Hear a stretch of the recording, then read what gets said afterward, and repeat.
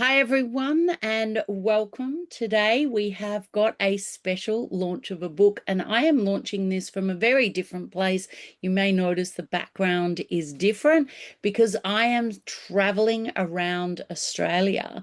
Where I am at the moment is a beautiful place called Coral Bay, and I've gone all the way up to Darwin, across to Broome, and now making my way back to Melbourne, Macedon Ranges. And I have got a book launch that I am also doing with someone from the other side of the world. And I have Theresa here. Welcome, Dana. Thank you, Susan. It is such a blessing to be here today with you. So, Dana, tell people whereabouts in the world are you calling in from? I am in Vail, Colorado. So, yeah, on the other side of the ocean from you guys. And I've never been to Australia. I hope to be there someday. But yeah, I'm up in the mountains in Colorado. Beautiful. So that's the point of being entrepreneurs. We get to work from anywhere in the world and do what we love. So, Dana, your memoir, How I Got My Dragon Back. And the subtitle is A Healer's Journey from Suppression to Empowerment. And we're going to talk about that today. An amazing book. I can't wait till people get this in their hands. But your memoir, How I Got My Dragon Back, traces your life journey from a sensitive child to a travel nurse around the States and in Uganda to a holistic healer and mentor. So, for readers meeting you for the first time today, could you share what inspired you to write this story and what the central idea is around and the title of Getting Your Dragon Back? What does it mean to you personally? Yes, absolutely. So, what inspired me to write the book was actually when I was living and working in Uganda with Doctors Without Borders. When I got there, it just felt so magical to me to be there. It felt like I was in a dream. At the time, it was like my dream job had come true. I wanted to be an international traveling nurse. I wanted to work overseas. And then it just so happened that I actually ended up in a relationship with a man who I was like head over heels in love with at the time and doing the work that I truly loved. And that was my passion. And so while I was there, I just kept having this idea and these thoughts coming in that I'm going to write a book about this experience someday. Lo and behold, many years later, as I finally began my healing journey and I looked back and kind of put all of the puzzle pieces together of my life, I realized that this was not just me going to Africa and having a job and working overseas. It was so much more than that. And it's something that the universe and my soul conspired for me to experience. And so as I went through my healing journey and started to open up to my spiritual gifts and actually put together these pieces of my life and realize why I was in these different experiences, it made so much sense to me. And I had to write a book about it because everything was so incredibly interconnected that it's mind blowing. And that's what your readers will find as they read my story. They'll be able to see like how every little relationship that I was in, every experience that I had really built me into the person that I am today and really allowed me to receive healing in such deep and profound ways. And then the dragon comes in at the very beginning of the book. In the prologue, I share that as I began my spiritual awakening and I started with my Reiki training, I actually was part of this past life class. And I'd never experienced a past life regression before. It was something totally new to me. And I was just coming into awareness, opening my intuition. And the very first past life I saw of myself was me as a dragon. And it completely scared me. It terrified me. I didn't think it was possible to be a dragon. Dragons weren't even really in my awareness at the time. And it was really like this eye-opening experience, and it scared me. It freaked me out. I was the farthest thing I could think of to being a dragon. I was this shy, meek, very sensitive girl. I didn't see myself as powerful or strong or wise or magical or mystical at all. And in my journey, in my healing journey, I came to find and realize that, of course, I was a dragon because I have all of these magical gifts, and so many of us do as well.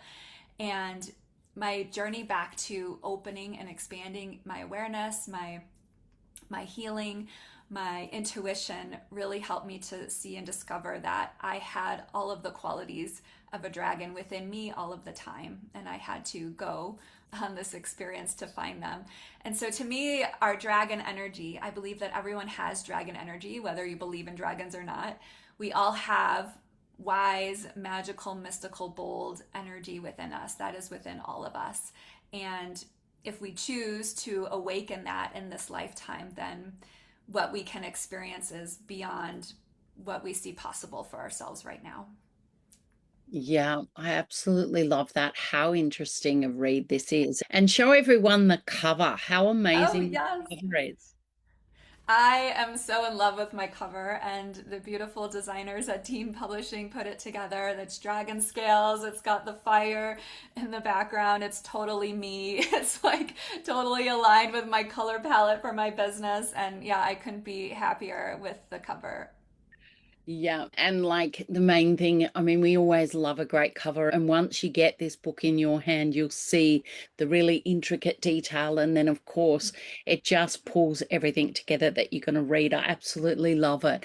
And early in your book, you describe how witnessing your mother's struggle with schizophrenia and having to navigate the family breakdown Yeah. caused you to dim your light and bottle up your emotions, and that allowed you to survive what we do. How did those early coping mechanisms impact your relationship? And explain a little bit about what was the turning point that Mhm. made you realize running away wouldn't heal Yeah. your inner wounds.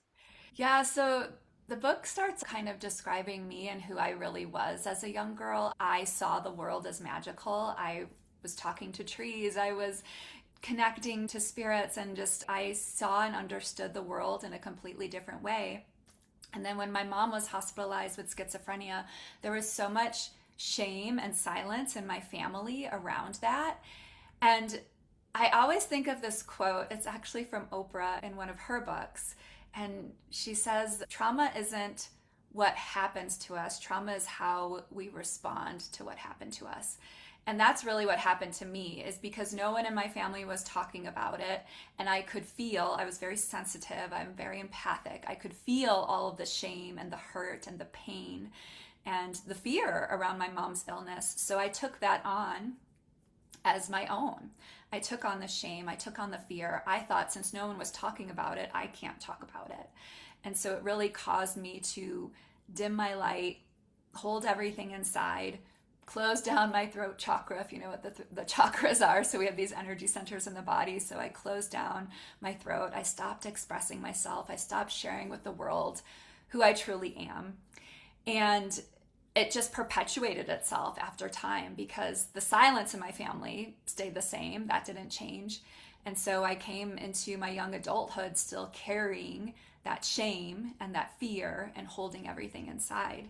And so naturally, yeah, that severely impacted my relationships, like across the board, with my friends, with my family, with my partners, with my boyfriends at the time. I never really felt like I could be who I truly was.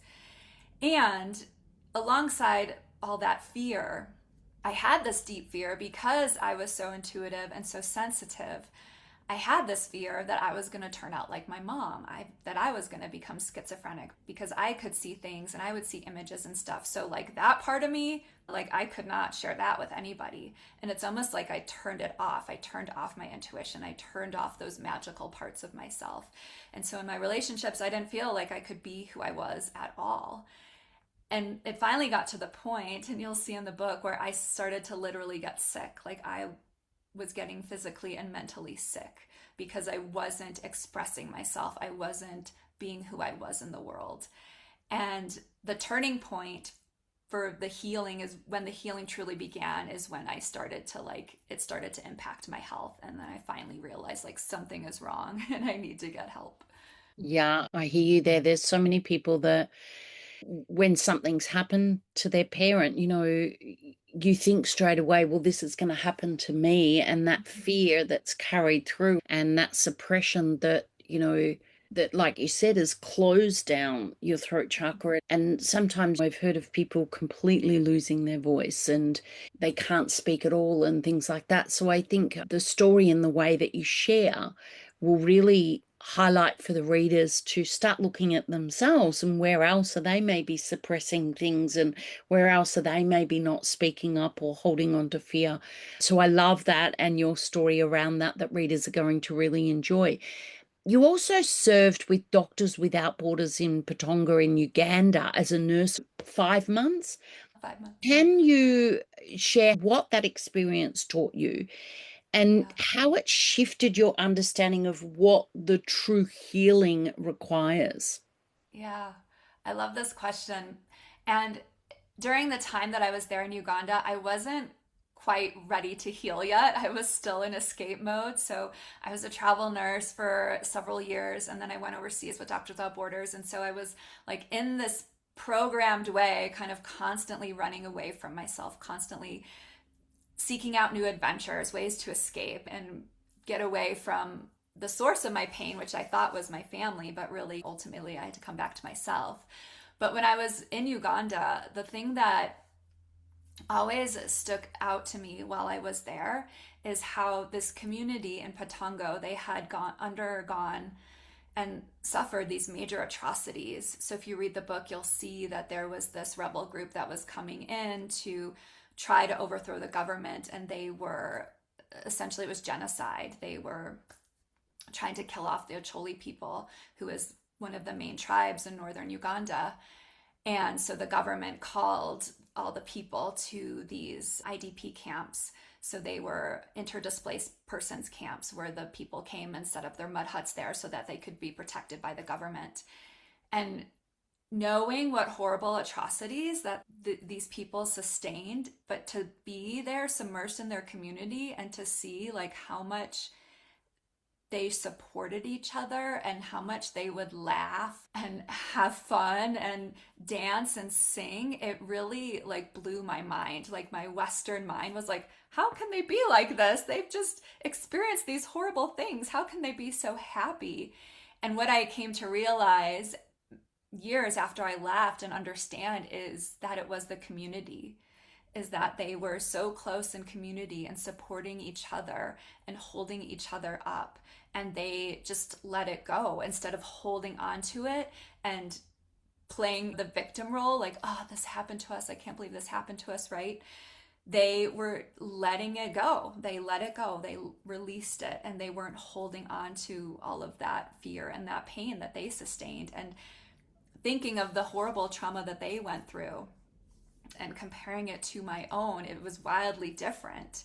But it also made me realize like I need to get help. I need to seek out mentors. I need to do the work on myself because nobody else is going to do it for me. This is about me and my relationship to myself.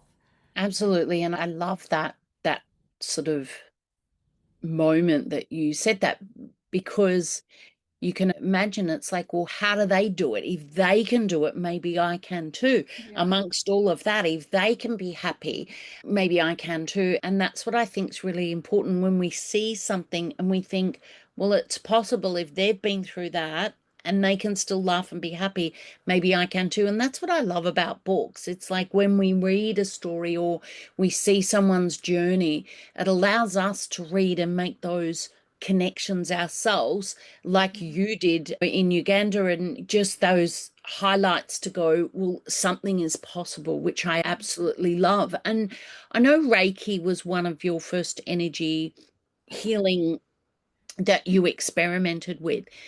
What effect did that have on you at the start?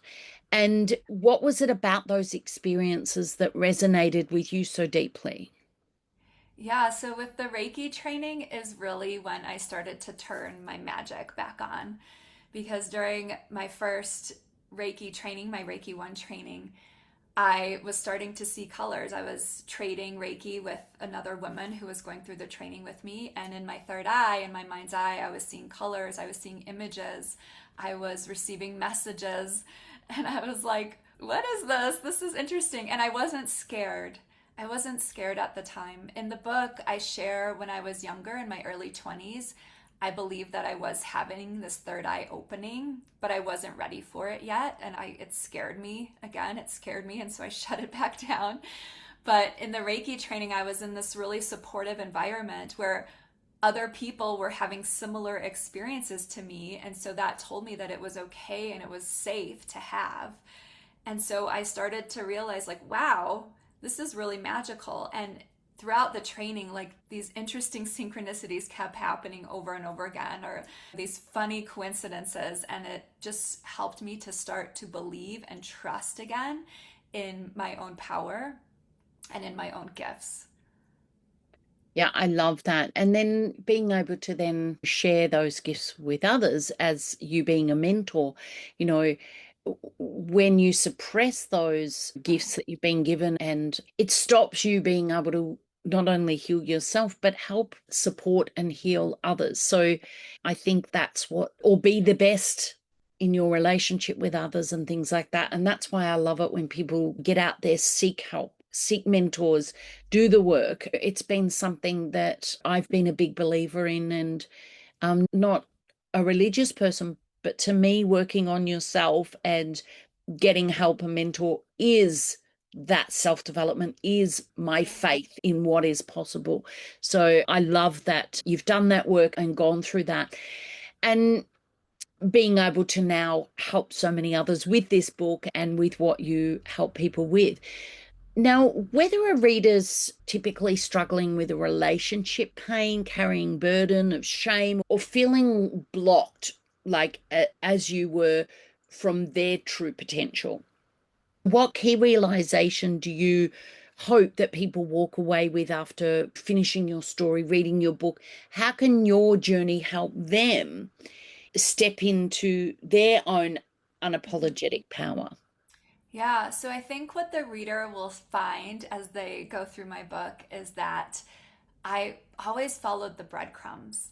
I followed the little signs or the energetic pulls or the excitements that I felt to explore more and more what felt aligned and supportive for me. So, for example, going back to the Reiki, I don't know what it was, but it was something about even that word.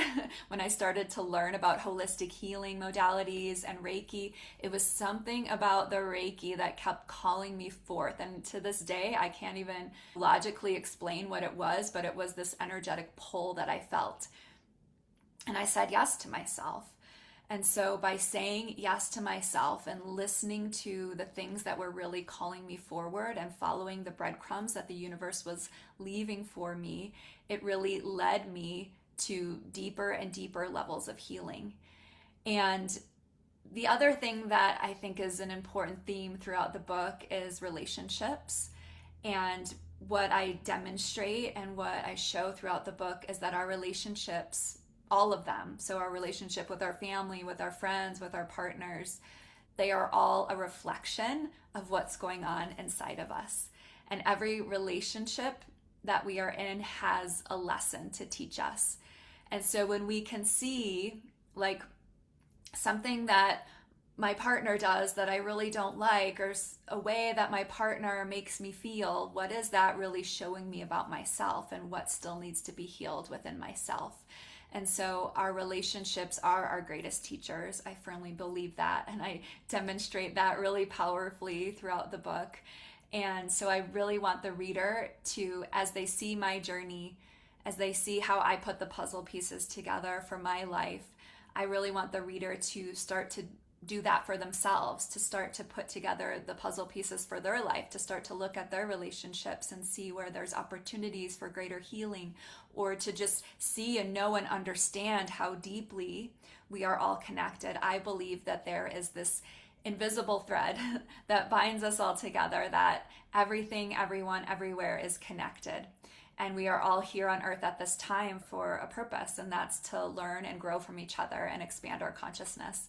And so I really feel in my bones that this book has the potential to change the world, because it does offer these deeper perspectives, these alternative perspectives that our Western minds aren't used to thinking about. And so that is my hope and dream for everyone who reads the book, is that you receive a different perspective on your life, and a perspective that might lead you down the path that's more connected to your soul. Beautiful. I love that, Dana. I love that. So, How I Got My Dragon Back, A Healer's Journey from Suppression to Empowerment. It's an amazing book. We're going to put the link below for people to grab a copy. I know that it's already going extraordinarily well in Australia, in the top number one in its category. And I know that in the US, it's doing extremely well as well. So Yeah, get yourself a copy, grab a copy for a friend. The link will be below. I know that they're going to love the stories that you've got throughout, and just for people to start looking for themselves and looking in and get so much out of this book for themselves. So thank you so much for trusting us with your beautiful story and your lessons of life that you're here to share. And people can reach out to you and see if there is for themselves what they can learn, like you said, how they can start looking at their own journey. And if they need a mentor and help, they can reach out to you. And I'm sure that you can help so many people. So absolutely. thank you so much. And I can't wait till people can get this book in their hands. Thank you so much, Susan. It has been such a treat to chat with you today. And yeah, I feel so blessed for everything. Thank you. Thanks, everyone. Link below.